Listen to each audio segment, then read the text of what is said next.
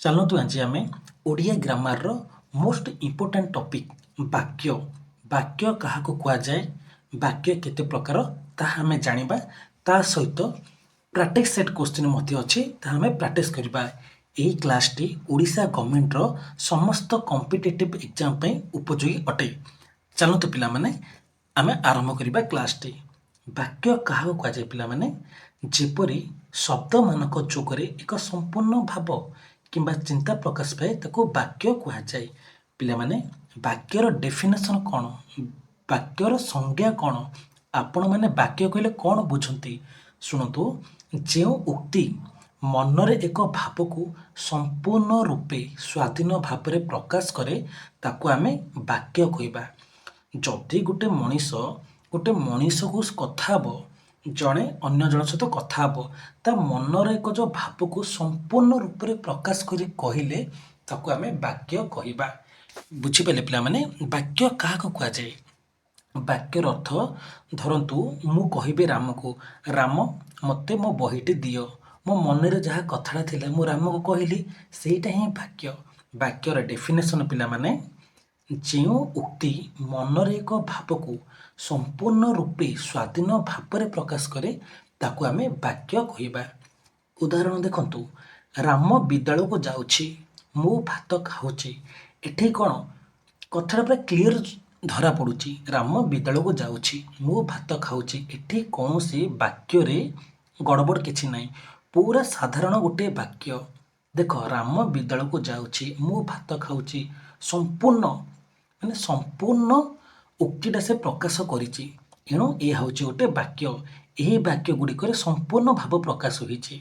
ଆମର ଯେଉଁ ଭାବଟା ସମ୍ପୂର୍ଣ୍ଣ ପ୍ରକାଶ ହୋଇଛି, ରାମ ବିଦ୍ୟାଳୟକୁ ଯାଉଛି, ମୁଁ ଭାତ ଖାଉଛି, ଏହି ବାକ୍ୟରେ ସମ୍ପୂର୍ଣ୍ଣ ଭାବ ପ୍ରକାଶ ହେଉଛି।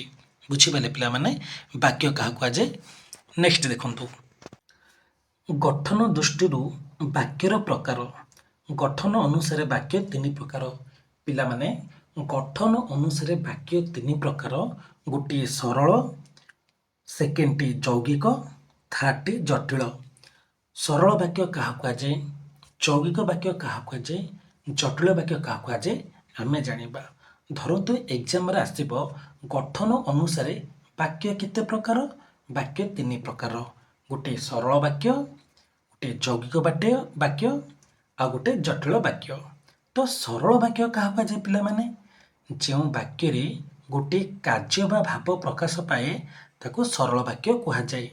ଏହାର କେବଳ ଏକ କର୍ତ୍ତା, ଏକ କାର୍ଯ୍ୟ ରହେ। ପିଲାମାନେ ସରଳ ବାକ୍ୟ କାହାକୁ କୁହାଯାଏ? ଯେଉଁ ବାକ୍ୟରେ ଗୋଟିଏ ମାତ୍ର ସମାପିକା କ୍ରିୟା ଥାଏ ତାକୁ ସରଳ ବାକ୍ୟ କୁହାଯାଏ। ସରଳର ଅର୍ଥ ଆପଣମାନେ ବୁଝିପାରୁଥିବେ, ଯେଉଁ ବାକ୍ୟରେ ଗୋଟିଏ ମାତ୍ର ସମାପିକା କ୍ରିୟା ଥିବ ତାକୁ ଆମେ ସରଳ ବାକ୍ୟ କହିବା। ଉଦାହରଣ ଦେଖନ୍ତୁ, ରୀତା ଗୀତ ଗାଉଛି, ମୁଁ ଖାଇଲି, ସେ ହସୁଛି। ଏଠି ପିଲାମାନେ ଗୋଟିଏ ମାତ୍ର ସମାପିକା କ୍ରିୟା। ଏଠି କ୍ରିୟା କୋଉଠି? ଗାଉଛି ଗୋଟିଏ, ଖାଇଲି ଗୋଟିଏ, ହସୁଛି ଗୋଟିଏ। ତେଣୁ ଏହା ହେଉଛି ସରଳ ବାକ୍ୟ। ସରଳ ବାକ୍ୟ କେମିତି ହେଲା? କାହିଁକି ନା ଏହି ବାକ୍ୟରେ ଗୋଟିଏ ମାତ୍ର ସମାପିକା କ୍ରିୟା ଅଛି। ତେଣୁ ଏହା ହେଉଛି ଗୋଟିଏ ସରଳ ବାକ୍ୟ। ରୀତା ଗୀତ ଗାଉଛି, ଗୋଟିଏ କ୍ରିୟା ଗାଉଛି। ମୁଁ ଖାଇଲି, ଗୋଟିଏ କ୍ରିୟା ଖାଇଲି। ସେ ହସୁଛି, ଗୋଟିଏ କ୍ରିୟା ହସୁଛି। ତେଣୁ ଏହା ହେଉଛି ସରଳ ବାକ୍ୟ। ସରଳ ବାକ୍ୟ କାହାକୁ କୁହାଯାଏ ପିଲାମାନେ? ଯେଉଁ ବାକ୍ୟରେ ଗୋଟିଏ ମାତ୍ର ସମାପିକା କ୍ରିୟା ଥିବ ତାକୁ ଆମେ ସରଳ ବାକ୍ୟ କହିବା। ନେକ୍ସଟ ଦେଖନ୍ତୁ, ଯୌଗିକ ବାକ୍ୟ ଦେଖନ୍ତୁ। ଯେଉଁ ବାକ୍ୟ ଦୁଇ କିମ୍ବା ଅଧିକ ସରଳ ବାକ୍ୟ ଯୋଗରେ ଗଠିତ ହୁଏ, ସେଗୁଡ଼ିକ ଯୋଗ ବିଶେଷଣ ଦ୍ୱାରା ଯୋଡ଼ା ଯାଇଥାଏ ତାକୁ ଯୌଗିକ ବାକ୍ୟ କୁହାଯାଇଥାଏ। ପିଲାମାନେ ଯୌଗିକ ବାକ୍ୟ କାହାକୁ କୁହାଯାଏ? ଏକାଧିକ ସରଳ ବାକ୍ୟରେ ଯେଉଁ ବାକ୍ୟ ଗଠିତ ହୋଇଥାଏ ତାହାକୁ ଆମେ ଯୌଗିକ ବାକ୍ୟ କହିବା। ଗୋଟିଏ ବାକ୍ୟରେ ଏକାଧିକ ସରଳ ବାକ୍ୟ, ତାର ଅର୍ଥ ଗୋଟିଏରୁ ଦୁଇଟି ବାକ୍ୟ ଥିବ। ଏକାଧିକ ସରଳ ବାକ୍ୟ ଯଦି ଥିବ ସେହି ବାକ୍ୟକୁ ଆମେ ଯୌଗିକ ବାକ୍ୟ କହିବା। ଯୌଗିକ ବାକ୍ୟ କାହାକୁ କୁହାଯାଏ ପିଲାମାନେ? ଏକାଧିକ ସରଳ ବାକ୍ୟରେ ଯେଉଁ ବାକ୍ୟ ଗଠିତ ହୁଏ ତାକୁ ଆମେ ସରଳ ବାକ୍ୟ କହିବା। ସରଳ ବାକ୍ୟର ଉଦାହରଣ ଦେଖନ୍ତୁ, ରୀତା ପଢ଼େ, ଏବଂ ଗୀତ ଗାଏ। ସେ ଆସିଲା କିନ୍ତୁ ରହିଲା ନାହିଁ। ଏଠି ପିଲାମାନେ ଏହା ହେଉଛି ଗୋଟେ ଯୌଗିକ ବାକ୍ୟ। ଆପଣମାନେ କେମିତି ଜାଣିବେ ଏଇଟା ଯୌଗିକ ବାକ୍ୟ? ଯେଉଁ ବାକ୍ୟରେ ଓ ଏବଂ ଆଉ କିମ୍ବା ଅବା ବା ଅଥବା ଯଦି ଅଛି ସେଠି ଆପଣମାନେ ଜାଣିଦେବେ ଏଇଟା ହେଉଛି ଗୋଟେ ଯୌଗିକ ବାକ୍ୟ। ଦେଖନ୍ତୁ, ରୀତା ପଢ଼େ ଏବଂ ଗୀତ ଗାଏ। ଏବଂ ସେ ଆସିଲା କିନ୍ତୁ ରହିଲା ନାହିଁ କିନ୍ତୁ ଏହା ଦୁଇଟି ସରଳ ବାକ୍ୟକୁ ଯୋଗ କରୁଛି। ତେଣୁ ଏହାକୁ ଯୌଗିକ ବାକ୍ୟ କୁହାଯାଏ। ଯୌଗିକ ବାକ୍ୟ କାହାକୁ କୁହାଯାଏ ପିଲାମାନେ? ଏକାଧିକ ସରଳ ବାକ୍ୟରେ ଯେଉଁ ବାକ୍ୟ ଗଠିତ ହୁଏ ତାକୁ ଯୌଗିକ ବାକ୍ୟ କୁହାଯାଏ। ସଠିକ୍। ଯଦି ବାକ୍ୟରେ ଓ ଏବଂ କିନ୍ତୁ ଅବା ଅଥବା ଆଉ ଏବଂ ଯଦି ଅଛି ସେଠି ଯୌଗିକ ବାକ୍ୟ ହୋଇବ। ବୁଝିପାରିଲେ ପିଲାମାନେ? ଏଠାରେ ଦୁଇଟି କାର୍ଯ୍ୟ ପଢ଼େ ଓ ଗାଏ ଥିବାରୁ ଏହା ଯୌଗିକ ବାକ୍ୟ। ବୁଝିପାରିଲେ ପିଲାମାନେ? ନେକ୍ସଟ ଚାଲନ୍ତୁ। ଜଟିଳ ବାକ୍ୟ ଦେଖନ୍ତୁ। ଯେଉଁ ବାକ୍ୟରେ ଗୋଟିଏ ମୁଖ୍ୟ ବାକ୍ୟ ଗୋଟିଏ ବା ଅଧିକ ଉପବାକ୍ୟ ରହେ ତାକୁ ଜଟିଳ ବାକ୍ୟ କହିବା। ଉଦାହରଣ, ମୁଁ ଜାଣେ ଯେ ସେ ଆସିଛି। ଯେତେବେଳେ ବର୍ଷା ହୁଏ ମୁଁ ଘରେ ରହେ। ଜଟିଳ ବାକ୍ୟ ପିଲାମାନେ କାହାକୁ କହିବା? ଯେଉଁ ବାକ୍ୟରେ ଗୋଟିଏ ମୁଖ୍ୟ ବାକ୍ୟ ଥିବ ଏବଂ ଏକାଧିକ ଉପବାକ୍ୟ ବା ଆଶ୍ରିତ ବାକ୍ୟ ସେ ମୁଖ୍ୟ ବାକ୍ୟଟିକୁ ଚାହିଁ ରହିଥିବ ବା ଅପେକ୍ଷା କରିଥିବ ତାକୁ ଆମେ ଜଟିଳ ବାକ୍ୟ କହିବା। ଉଦାହରଣ, ମୁଁ ଜାଣେ ଯେ ସେ ଆସିଛି। ସେତେବେଳେ ଯେତେବେଳେ ବର୍ଷା ହୁଏ ମୁଁ ଘରେ ରହେ। ଏଇଟା ହେଉଛି ପିଲାମାନେ ଉଦାହରଣ। ଜଟିଳ ବାକ୍ୟ କେମିତି ଜାଣିବେ? ଯଦି ବାକ୍ୟରେ ଯଦି, ଯିଏ, ଯେଉଁ, ଯେଉଁଠାରେ, ଯେହେତୁ, ଯେମିତି, ଯେତେବେଳେ ଅଛି ତେବେ ସେଠି ଆପଣମାନେ ଜାଣିବେ ଏହା ଜଟିଳ ବାକ୍ୟ। ବୁଝିପାରିଲେ ପିଲାମାନେ? ଜଟିଳ ବାକ୍ୟ କାହା କୁହାଯାଏ? ଯେଉଁ ବାକ୍ୟରେ ଗୋଟିଏ ମୁଖ୍ୟ ବାକ୍ୟ ଥାଏ ଏବଂ ଏକ ବା ଏକାଧିକ ବାକ୍ୟ ମୁଖ୍ୟ ବାକ୍ୟଟିକୁ ଆଶ୍ରୟ କରି ରହିଥାଏ ତାକୁ ଜଟିଳ ବାକ୍ୟ କହିବା। ଜଟିଳ ବାକ୍ୟ ଜାଣିବାର ସଟ୍ରିକ୍ କେମିତି? ବାକ୍ୟରେ ଯଦି, ଯଦି, ଯିଏ, ଯେଉଁ, ଯେଉଁଠାରେ, ଯେହେତୁ, ଯେମିତି, ଯେତେବେଳେ ଥିବ ତାହା ହେଉଛି ଜଟିଳ ବାକ୍ୟ। ବୁଝିପାରିଲେ ପିଲାମାନେ? ନେକ୍ସଟ ଦେଖନ୍ତୁ। ଦେଖନ୍ତୁ, ସରଳ ବାକ୍ୟ ଗୋଟିଏ କାର୍ଯ୍ୟ ବା ଭାବ। ରାମ ଖେଳୁଛି। ଯୌଗିକ ବାକ୍ୟ ଦୁଇ କିମ୍ବା ଅଧିକ ସରଳ ବାକ୍ୟ। ସେ ଖେଳୁଛି ଏବଂ ହସୁଛି। ଜଟିଳ ବାକ୍ୟ ମୁଖ୍ୟ ବାକ୍ୟ ତା ସହିତ ଉପବାକ୍ୟ। ମୁଁ ଜାଣେ ଯେ ସେ ଆସିଛି। ନେକ୍ସଟ ଦେଖନ୍ତୁ। ବ୍ୟବହାରିକ ଦୃଷ୍ଟିରୁ ବାକ୍ୟ କେତେ ପ୍ରକାର? ମଣିଷ ଯେତେବେଳେ କଥା କହେ ସେ କେବେ ତଥ୍ୟ ଦିଏ, କେବେ ପ୍ରଶ୍ନ କରେ, କେବେ ବିସ୍ମୟ ପ୍ରକାଶ କରେ ଆଉ କେବେ ନାସ୍ତି ସୂଚାଏ। ଏହି ବ୍ୟବହାର ଅନୁସାରେ ବାକ୍ୟ ହେଉଛି ଚାରି ପ୍ରକାର। ପିଲାମାନେ, ବ୍ୟବହାରିକ ଦୃଷ୍ଟିରୁ ବାକ୍ୟ ହେଉଛି ଚାରି ପ୍ରକାର। ଗୋଟେ ବିବୃତ୍ତି ସୂଚକ ବାକ୍ୟ, ଗୋଟେ ନାସ୍ତି ସୂଚକ ବାକ୍ୟ, ଗୋଟେ ପ୍ରଶ୍ନ ସୂଚକ ବାକ୍ୟ, ଗୋଟେ ବିସ୍ମୟ ସୂଚକ ବାକ୍ୟ। ହେଲେ ପିଲାମାନେ ବ୍ୟବହାରିକ ଦୃଷ୍ଟିରୁ ବାକ୍ୟ ହେଉଛି ଚାରି ପ୍ରକାର କିନ୍ତୁ ଗଠନ ଦୃଷ୍ଟିରୁ ବାକ୍ୟ ହେଉଛି ତିନି ପ୍ରକାର। ଆମର ଯେଉଁ ବ୍ୟବହାରିକ ଦୃଷ୍ଟିରୁ ବାକ୍ୟ ଚାରି ପ୍ରକାର କ'ଣ କ'ଣ? ବିବୃତ୍ତି ସୂଚକ, ନାସ୍ତି ସୂଚକ, ପ୍ରଶ୍ନ ସୂଚକ, ବିସ୍ମୟ ସୂଚକ। ଚାଲନ୍ତୁ ବିବୃତ୍ତି ସୂଚକ ବାକ୍ୟ କାହାକୁ କୁହାଯାଏ ଆମେ ଦେଖିବା। ବିବୃତ୍ତି ସୂଚକ ବାକ୍ୟ ଯେଉଁ ବାକ୍ୟ ଦ୍ୱାରା କୌଣସି ଘଟଣା, କାର୍ଯ୍ୟ, ଅବସ୍ଥା ବା ସତ୍ୟ ବିଷୟରେ ଜଣାଥାଏ ସେହି ବାକ୍ୟକୁ ବିବୃତ୍ତି ସୂଚକ ବାକ୍ୟ କୁହାଯାଏ। ଉଦାହରଣ ଦେଖନ୍ତୁ, ସେ ଶିକ୍ଷାଳୟକୁ ଯାଏ। ମୁଁ ଖାଦ୍ୟ ଖାଉଛି। ଗଛରେ ପକ୍ଷୀ ବସିଛି। ସଂଜ୍ଞା କ'ଣ ପିଲାମାନେ? ଯେଉଁ ବାକ୍ୟରେ ଆମେ କୌଣସି ଘଟଣା, କାର୍ଯ୍ୟ, ଅବସ୍ଥା ବା ସତ୍ୟ ବିଷୟରେ ଜଣାହୁଏ ତାହାକୁ ଆମେ ବିବୃତ୍ତି ସୂଚକ ବାକ୍ୟ କହିବା। ଉଦାହରଣ, ସେ ଶିକ୍ଷାଳୟକୁ ଯାଏ। ମୁଁ ଖାଦ୍ୟ ଖାଉଛି। ଗଛରେ ପକ୍ଷୀ ବସିଛି। ଅତି ସିମ୍ପୁଲ ବିବୃତ୍ତି ସୂଚକ ବାକ୍ୟ, ଅତି ସହଜ। ନେକ୍ସଟ ଦେଖନ୍ତୁ। ନାସ୍ତି ସୂଚକ ବାକ୍ୟ ଯେଉଁ ବାକ୍ୟ ଦ୍ୱାରା କୌଣସି ବସ୍ତୁ, କାର୍ଯ୍ୟ ବା ଅବସ୍ଥାର ନାସ୍ତି, ଅନୁପସ୍ଥିତି ସୂଚାଏ ସେହି ବାକ୍ୟକୁ ନାସ୍ତି ସୂଚକ ବାକ୍ୟ କୁହାଯାଏ। ଉଦାହରଣ, ସେ ଘରେ ନାହିଁ। ମୁଁ ଆଜି ଯାଇନି। ଏଠି କେହି ନାହାନ୍ତି। ପିଲାମାନେ ଏଠି ଅନୁପସ୍ଥିତି ବା ନାହିଁର ସୂଚାଉଛି। ତେଣୁ ଏହା ହେଉଛି ନାସ୍ତି ସୂଚକ ବାକ୍ୟ। ଯେଉଁ ବାକ୍ୟ ଦ୍ୱାରା କୌଣସି ବସ୍ତୁ କାର୍ଯ୍ୟ ବା ଅବସ୍ଥାର ନାସ୍ତି ସୂଚିତ ହୁଏ ତାହାକୁ ଆମେ ନାସ୍ତି ସୂଚକ ବାକ୍ୟ କହିବା। ନାସ୍ତି ସୂଚକ ବାକ୍ୟ କ'ଣ? ନାହିଁ, ନାହିଁ ଆସିଲେ ତ ନାସ୍ତି ସୂଚକ ବାକ୍ୟ। ବୁଝିପାରିଲେ ନା ପିଲାମାନେ? ଆଗକୁ ଦେଖନ୍ତୁ ପ୍ରଶ୍ନ ସୂଚକ ବାକ୍ୟ। ଯେଉଁ ବାକ୍ୟ ଦ୍ୱାରା ପ୍ରଶ୍ନ କରାଯାଏ, ଉତ୍ତର ଆଶା କରାଯାଏ, ସେହି ବାକ୍ୟକୁ ପ୍ରଶ୍ନ ସୂଚକ ବାକ୍ୟ କୁହାଯାଏ। ଉଦାହରଣ, ତୁମ ନାମ କ'ଣ? ତୁମେ କେଉଁଠି ଯାଉଛ? ସେ ଆସିଲା କି?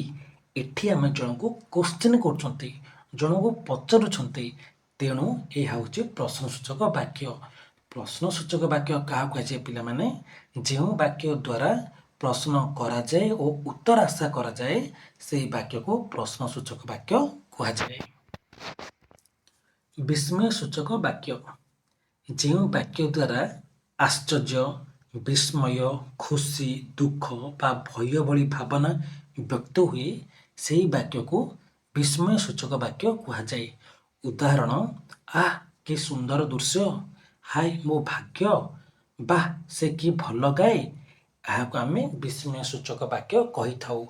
ଯେଉଁ ବାକ୍ୟ ଦ୍ୱାରା ଆମେ ଜାଣିବା ଗୋଟେ ଆଶ୍ଚର୍ଯ୍ୟ ଘଟଣା, ବିସ୍ମୟ, ଖୁସି, ଦୁଃଖ ଭଳି ଭାବନା ବ୍ୟକ୍ତ ହୁଏ, ଜାଣିପାରନ୍ତି ଆମେ ଗୋଟେ ବାକ୍ୟ ଦେଖିଲେ ଏହା ଖୁସିର ଗୋଟେ ବାକ୍ୟ, ସେଠି ଆମେ ଜାଣିବା ଏହା ହେଉଛି ବିସ୍ମୟ ସୂଚକ ବାକ୍ୟ। ଦେଖନ୍ତୁ ପିଲାମାନେ, ଆର ଗୋଟେ ସର୍ଟ ଟ୍ରିକ୍ ଦେଖନ୍ତୁ। ଏକ୍ସକ୍ଲାମେଟରୀ ହ୍ୟାଣ୍ଡସ୍, ବିସ୍ମୟ ସୂଚକର ଚିହ୍ନ ଅଛି ଏଠି, ଏଠି ବି ଚିହ୍ନ ଅଛି, ଏଠି ବି ଚିହ୍ନ ଅଛି। ତ ଦେଖିଦେବାକୁ ଆପଣମାନେ ଜାଣିଦେବେ ଏଇଟା ବିସ୍ମୟ ସୂଚକ ବାକ୍ୟ। ବୁଝିପାରିଲେ ପିଲାମାନେ? ବିସ୍ମୟ ସୂଚକ ବାକ୍ୟ କାହାକୁ କୁହାଯାଏ? ଓକେ, ଚାଲନ୍ତୁ କୋଶ୍ଚିନ୍ ପ୍ରାକ୍ଟିସ୍ କରିବା। ଚାଲନ୍ତୁ କୋଶ୍ଚିନ୍ ନମ୍ବର 1 ଦେଖନ୍ତୁ ପିଲାମାନେ। ବାକ୍ୟ କାହାକୁ କୁହାଯାଏ? ଶବ୍ଦମାଳା, ସମ୍ପୂର୍ଣ୍ଣ ଭାବ ପ୍ରକାଶ କରୁଥିବା ଶବ୍ଦମାଳା, ଅସମ୍ପୂର୍ଣ୍ଣ ଭାବ, ଶବ୍ଦ ଓ ଅକ୍ଷର। ଏଠି ପିଲାମାନେ କୋଶ୍ଚିନ୍ 1ର ରାଇଟ୍ ଆନ୍ସର ହେବ ଅପସନ୍ ବି। ବାକ୍ୟ କାହାକୁ କୁହାଯାଏ ପିଲାମାନେ? ଯେଉଁ ଉକ୍ତି ମନରେ ଏକ ଭାବକୁ ସମ୍ପୂର୍ଣ୍ଣ ରୂପେ ସ୍ୱାଧୀନ ଭାବରେ ପ୍ରକାଶ କରେ ତାକୁ ଆମେ ବାକ୍ୟ କହିବା। ନେକ୍ସଟ ଦେଖନ୍ତୁ କୋଶ୍ଚିନ୍ ନମ୍ବର 2 ଦେଖନ୍ତୁ। ମୁଁ ଫୁଲ ତୋଳିଲି, ଏହା କେଉଁ ପ୍ରକାର ବାକ୍ୟ? ସରଳ, ଯୁକ୍ତ, ସଂକୀର୍ଣ୍ଣ, ନାସ୍ତି ସୂଚକ। ଏଠି ପିଲାମାନେ କୋଶ୍ଚିନ୍ 2ର ରାଇଟ୍ ଆନ୍ସର ହେବ ଅପସନ୍ ଏ, ସରଳ ବାକ୍ୟ। ତ ପିଲାମାନେ ସରଳ ବାକ୍ୟ କାହାକୁ କୁହାଯାଏ? ଯେଉଁ ବାକ୍ୟରେ ଗୋଟିଏ ମାତ୍ର ସମାପିକା କ୍ରିୟା ଥାଏ ତାକୁ ଆମେ ସରଳ ବାକ୍ୟ କହିବା। କୋଶ୍ଚିନ୍ ନମ୍ବର 3 ଦେଖନ୍ତୁ। ସେ ଆସିଲା ଓ ଖାଇଲା, ଏହା କେଉଁ ପ୍ରକାର ବାକ୍ୟ? ସରଳ, ଯୌଗିକ, ସଂକୀର୍ଣ୍ଣ, ବିସ୍ମୟ ସୂଚକ। ଏଠି ପିଲାମାନେ ରାଇଟ୍ ଆନ୍ସର ହେବ ଅପସନ୍ ବି, ଯୌଗିକ ବାକ୍ୟ। ଯୌଗିକ ବାକ୍ୟ କାହାକୁ କୁହାଯାଏ ପିଲାମାନେ? ଏକାଧିକ ସରଳ ବାକ୍ୟରେ ଯେଉଁ ବାକ୍ୟ ଗଠିତ ହୁଏ ତାକୁ ଯୌଗିକ ବାକ୍ୟ କୁହାଯାଏ। ଯୌଗିକ ବାକ୍ୟ ଆପଣମାନେ କେମିତି ଚିହ୍ନିବେ? ଓ ଲାଗିଥିବ, ଏବଂ ଲାଗିଥିବ, ଆଉ ଲାଗିଥିବ, କିମ୍ବା, ଅବା, ଅଥବା, ବା ଯଦି ଲାଗିଛି ତେବେ ଆପଣମାନେ ଜାଣିଦେବେ ଏଇଟା ଯୌଗିକ ବାକ୍ୟ। ଦେଖନ୍ତୁ, ସେ ଆସିଲା ଓ ଖାଇଲା, ଏଠି ଓ ଲାଗିଛି ନା, ତେଣୁ କୋଶ୍ଚିନ୍ ନମ୍ବର 3ର ରାଇଟ୍ ଆନ୍ସର ହେଉଛି ଅପସନ୍ ବି, ଯୌଗିକ ବାକ୍ୟ। କୋଶ୍ଚିନ୍ ନମ୍ବର 4 ଦେଖନ୍ତୁ। ମୁଁ ଜାଣେ ଯେ ସେ ଆସିବ, ଏହା କେଉଁ ପ୍ରକାର ବାକ୍ୟ? ସରଳ, ଯୁକ୍ତ, ଜଟିଳ, ବିସ୍ମୟ ସୂଚକ। ଏଠି ପିଲାମାନେ ରାଇଟ୍ ଆନ୍ସର ହେବ ଅପସନ୍ ସି, ହେବ ଜଟିଳ। ମୁଁ ଜାଣେ ଯେ ସେ ଆସିବ, ଏହା ଜଟିଳ ବାକ୍ୟ। ରାଇଟ୍ ଆନ୍ସର ଅପସନ୍ 4ର ରାଇଟ୍ ଆନ୍ସର ହେବ ଅପସନ୍ ସି। ତ ପିଲାମାନେ ଜଟିଳ ବାକ୍ୟ କାହାକୁ କୁହାଯାଏ? ଯେଉଁ ବାକ୍ୟରେ ଗୋଟିଏ ମୁଖ୍ୟ ବାକ୍ୟ ଥାଏ ଏବଂ ଏକ ବା ଏକାଧିକ ବାକ୍ୟ ମୁଖ୍ୟ ବାକ୍ୟଟିକୁ ଆଶ୍ରୟ କରି ରହିଥାଏ ତାକୁ ଆମେ ଜଟିଳ ବାକ୍ୟ କହିବା। ଯଦି, ଯିଏ, ଯେଉଁ, ଯେଉଁଠାରେ, ଯେ, ସେ, ଯେହେତୁ ଯେମିତି ଆସିବ ସେଠି ଆମେ ଜାଣିବା ଜଟିଳ ବାକ୍ୟ। କୋଶ୍ଚିନ୍ ନମ୍ବର 5 ଦେଖନ୍ତୁ। ତୁମେ କେଉଁଠି ଯାଉଛ, ଏହା କେଉଁ ପ୍ରକାର ବାକ୍ୟ? ପ୍ରଶ୍ନ ସୂଚକ, ନାସ୍ତି ସୂଚକ, ବିବରଣୀ ସୂଚକ, ଆଜ୍ଞା ସୂଚକ। ଏଠି ପିଲାମାନେ କୋଶ୍ଚିନ୍ ନମ୍ବର 5ର ରାଇଟ୍ ଆନ୍ସର ହେବ ପ୍ରଶ୍ନ ସୂଚକ। ତୁମେ କେଉଁଠି ଯାଉଛ, ପ୍ରଶ୍ନ କରୁଛ ନା, ତେଣୁ ଏହା ହେଉଛି ପ୍ରଶ୍ନ ସୂଚକ ବାକ୍ୟ। ରାଇଟ୍ ଆନ୍ସର ହେବ ଅପସନ୍ ଏ। କୋଶ୍ଚିନ୍ ନମ୍ବର 6 ଦେଖନ୍ତୁ। ସେ ଆସିଲା ନାହିଁ, କେଉଁ ପ୍ରକାର ବାକ୍ୟ? ବିବରଣୀ ସୂଚକ, ନାସ୍ତି ସୂଚକ, ବିସ୍ମୟ ସୂଚକ, ପ୍ରଶ୍ନ ସୂଚକ। ଏଠି ପିଲାମାନେ କ୍ୱେଶ୍ଚିନ୍ ନମ୍ବର 6ର ରାଇଟ୍ ଆନ୍ସର ହେବ ଅପସନ୍ ବି ନାସ୍ତି ସୂଚକ। କାହିଁକି ନା ଏ ବାକ୍ୟରେ ନାହିଁର ପ୍ରଶ୍ନ ଉଠୁଛି, ତେଣୁ ଏହା ହେଉଛି ନାସ୍ତି ସୂଚକ ବାକ୍ୟ। ନାସ୍ତି ସୂଚକ ବାକ୍ୟ କାହାକୁ କୁହାଯାଏ? ଯେଉଁ ବାକ୍ୟରେ ନାହିଁର ପ୍ରଶ୍ନ ଉଠେ, ଉପସ୍ଥିତି ନଥାଏ, ଅନୁପସ୍ଥିତି ଥାଏ, ତାହାକୁ ଆମେ ନାସ୍ତି ସୂଚକ ବାକ୍ୟ କହିବା। କ୍ୱେଶ୍ଚିନ୍ ନମ୍ବର 6ର ରାଇଟ୍ ଆନ୍ସର ହେବ ଅପସନ୍ ବି। 7 ଦେଖନ୍ତୁ, ବାଃ କି ସୁନ୍ଦର ଫୁଲ, ଏହା କେଉଁ ପ୍ରକାର ବାକ୍ୟ? ପିଲାମାନେ ଏଠି ରାଇଟ୍ ଆନ୍ସର ହେବ ବିସ୍ମୟ ସୂଚକ ବାକ୍ୟ। ସଠିକ୍ ଦେଖନ୍ତୁ, ଏଠି ଏକ୍ସକ୍ଲାମେଟରୀ ହିଣ୍ଟସ୍ ଲାଗିଛି, ତ ବିସ୍ମୟ ସୂଚକ ବାକ୍ୟ। କ୍ୱେଶ୍ଚିନ୍ ନମ୍ବର 7ର ରାଇଟ୍ ଆନ୍ସର ହେବ ଅପସନ୍ ଏ। 8 ନମ୍ବର ଦେଖନ୍ତୁ, ପୁସ୍ତକ ପଢ଼, ଏହା କେଉଁ ପ୍ରକାର ବାକ୍ୟ? ଆଜ୍ଞା ସୂଚକ, ବିସ୍ମୟ ସୂଚକ, ପ୍ରଶ୍ନ ସୂଚକ, ବିବରଣୀ ସୂଚକ। କ୍ୱେଶ୍ଚିନ୍ ନମ୍ବର 8ର ରାଇଟ୍ ଆନ୍ସର ହେବ ଅପସନ୍ ଏ, ଆଜ୍ଞା ସୂଚକ। 9 ଦେଖନ୍ତୁ, ମୁଁ ପଢ଼ୁଛି, ବାକ୍ୟରେ କେଉଁ କାଳ ରହିଛି? ଅତୀତ, ବର୍ତ୍ତମାନ, ଭବିଷ୍ୟତ, ଅନିର୍ଦ୍ଦିଷ୍ଟ। ମୁଁ ପଢ଼ୁଛି ମାନେ ପ୍ରେଜେଣ୍ଟ, ବର୍ତ୍ତମାନ, ଅପସନ୍ ବି ହେବ ରାଇଟ୍ ଆନ୍ସର। କ୍ୱେଶ୍ଚିନ୍ ନମ୍ବର 10 ଦେଖନ୍ତୁ, ବାକ୍ୟ ଗଠନର ମୁଖ୍ୟ ଅଂଶ କେଉଁଗୁଡ଼ିକ? ଶବ୍ଦ ଓ ଅକ୍ଷର, କର୍ତ୍ତା, କ୍ରିୟା, କର୍ମ। ଅପସନ୍ ବି ହେବ ରାଇଟ୍ ଆନ୍ସର, କର୍ତ୍ତା, କ୍ରିୟା, କର୍ମ। ବାକ୍ୟ ଗଠନର ମୁଖ୍ୟ ଅଂଶ। କ୍ୱେଶ୍ଚିନ୍ ନମ୍ବର 11 ଦେଖନ୍ତୁ, ସେ ଆସିଲେ ମୁଁ ଖୁସି ହେବି, କେଉଁ ପ୍ରକାର ବାକ୍ୟ? ଏଠି ପିଲାମାନେ ରାଇଟ୍ ଆନ୍ସର ହେବ ଅପସନ୍ ବି, ଜଟିଳ ବାକ୍ୟ। ସେ ଆସିଲେ ମୁଁ ଖୁସି ହେବି, ସେ ଲାଗିଛି ନା, ତେଣୁ ଏହା ହେଉଛି ଜଟିଳ ବାକ୍ୟ। କ୍ୱେଶ୍ଚିନ୍ ନମ୍ବର 12 ଦେଖନ୍ତୁ, ସେ ପଢ଼ିଲା ଏବଂ ପରୀକ୍ଷା ଦେଲା, ଏହା କେଉଁ ପ୍ରକାର ବାକ୍ୟ? ଯୌଗିକ, ସରଳ, ସଂକୀର୍ଣ୍ଣ, ଆଜ୍ଞା। ଏଠି ପିଲାମାନେ ରାଇଟ୍ ଆନ୍ସର ହେବ ଅପସନ୍ ଏ ହେଉଛି ରାଇଟ୍ ଆନ୍ସର, ଯୌଗିକ। ଯୌଗିକ ବାକ୍ୟ କାହାକୁ କୁହାଯାଏ? ଏକାଧିକ ସରଳ ବାକ୍ୟରେ ଯୋଗରେ ଯେଉଁ ବାକ୍ୟ ଗଠିତ ହୁଏ ତାକୁ ଆମେ ଯୌଗିକ ବାକ୍ୟ କହିବା। କ୍ୱେଶ୍ଚିନ୍ ନମ୍ବର 12ର ରାଇଟ୍ ଆନ୍ସର ହେଉଛି ଅପସନ୍ ଏ। 13 ଦେଖନ୍ତୁ, ସେ ଜାଣେ ଯେ ମୁଁ ଆସିବି, ଏହା କେଉଁ ପ୍ରକାର ବାକ୍ୟ? ଜଟିଳ, ଯୁକ୍ତ, ସରଳ, ବିସ୍ମୟ। ଏଠି ପିଲାମାନେ ଅପସନ୍ ଏ ହେବ ଜଟିଳ। ଦେଖନ୍ତୁ, ସେ ଆଉ ଯେ ଅଛି, ସେ ଯେ ଥିବ ବୋଲେ ଏହା ଜଟିଳ ଜାଣିବେ। ରାଇଟ୍ ଆନ୍ସର ଜଟିଳ, ଅପସନ୍ ଏ। 14 ଦେଖନ୍ତୁ, ଆଜି ବର୍ଷା ହେଉଛି, ଏହା କେଉଁ ପ୍ରକାର ବାକ୍ୟ? ବିବରଣୀ ସୂଚକ, ନାସ୍ତି ସୂଚକ, ପ୍ରଶ୍ନ ସୂଚକ, ବିସ୍ମୟ। ଏଠି ପିଲାମାନେ ରାଇଟ୍ ଆନ୍ସର ହେବ ଅପସନ୍ ଏ ହେବ ରାଇଟ୍ ଆନ୍ସର, ବିବରଣୀ ସୂଚକ ବାକ୍ୟ। 15 ଦେଖନ୍ତୁ, ତୁମେ ଯିବ ନାହିଁ, କେଉଁ ପ୍ରକାର ବାକ୍ୟ? ନାସ୍ତି ସୂଚକ, ବିବରଣୀ ସୂଚକ, ଆଜ୍ଞା ସୂଚକ, ପ୍ରଶ୍ନ। ରାଇଟ୍ ଆନ୍ସର ହେବ ଅପସନ୍ ଏ, ତୁମେ ଯିବ ନାହିଁ, ନାହିଁ ଆସିছে ନା, ତେଣୁ ନାସ୍ତି ସୂଚକ। କ୍ୱେଶ୍ଚିନ୍ ନମ୍ବର 15ର ରାଇଟ୍ ଆନ୍ସର ହେବ ଅପସନ୍ ଏ। 16 ଦେଖନ୍ତୁ, ଫୁଲ ଖିଳିଲା, କେଉଁ ପ୍ରକାରର ବାକ୍ୟ? ଏଠି ପିଲାମାନେ ଅପସନ୍ ଏ ହେବ ରାଇଟ୍ ଆନ୍ସର, ବିବରଣୀ। 17 ବାକ୍ୟ ଶବ୍ଦ କେଉଁ ଭାଷାରୁ ଆସିଛି? ପାଲି, ସଂସ୍କୃତ, ହିନ୍ଦୀ, ଓଡ଼ିଆ। ଏଠି ଅପସନ୍ ଏ ହେବ ରାଇଟ୍ ଆନ୍ସର, ପାଲି। ବାକ୍ୟ ଶବ୍ଦଟା ଆମ ପାଲି ଭାଷାରୁ ଆସିଛି। 18 ଦେଖନ୍ତୁ, ସରଳ ବାକ୍ୟରେ କେତୋଟି କ୍ରିୟା ରହେ? ସରଳ ବାକ୍ୟରେ ଅପସନ୍ ଏ, ଏକ, ଗୋଟିଏ କ୍ରିୟା ଥାଏ। ଗୋଟିଏ ମାତ୍ର ଯଦି ସମାପିକା କ୍ରିୟା ଅଛି ତାହେଲେ ତାକୁ ଆମେ ସରଳ ବାକ୍ୟ କହିବା। କ୍ୱେଶ୍ଚିନ୍ ନମ୍ବର 18ର ରାଇଟ୍ ଆନ୍ସର ଅପସନ୍ ସି। 19 ଦେଖନ୍ତୁ, ଯୌଗିକ ବାକ୍ୟରେ କେତୋଟି କ୍ରିୟା ଥାଏ? ଯୌଗିକ ବାକ୍ୟରେ ପିଲାମାନେ ଦୁଇ କିମ୍ବା ଅଧିକ ଥାଏ। ଅପସନ୍ ବି ହେଉଛି ରାଇଟ୍ ଆନ୍ସର, ସରଳରେ ଗୋଟିଏ, ଯୌଗିକରେ ଦୁଇ କିମ୍ବା ଅଧିକ କ୍ରିୟା ଥାଏ। 20 ଦେଖନ୍ତୁ, ଜଟିଳ ବାକ୍ୟରେ କେତୋଟି ଉପବାକ୍ୟ ଥାଏ? ଏକ, ଦୁଇ, ଅଧିକ, ଚାରି। ଅପସନ୍ ସି ହେଉଛି ଅଧିକ। ଜଟିଳ ବାକ୍ୟରେ ଅଧିକ ଉପବାକ୍ୟ ଥାଏ। ତାହେଲେ ପିଲାମାନେ ଜଟିଳ ବାକ୍ୟ କାହାକୁ କୁହାଯାଏ?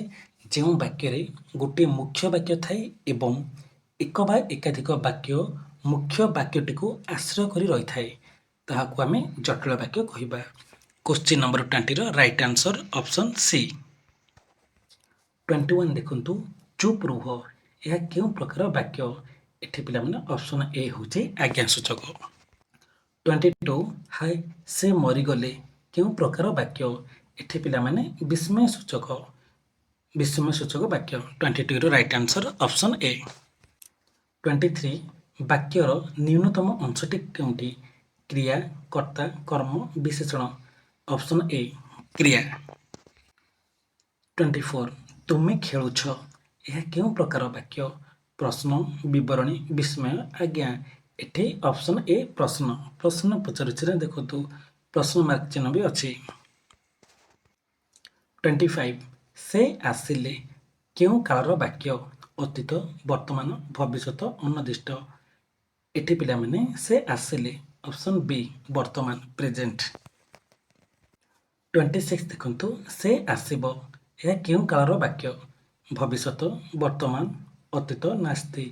ଅପସନ୍ ଏ ହେବ ରାଇଟ୍ ଆନ୍ସର ଭବିଷ୍ୟତ। ସେ ଆସିବ ମାନେ ସେ ଆସିନି, ସେ ଆଗକୁ ଆସିବ, ତେଣୁ ଏହା ଭବିଷ୍ୟତ।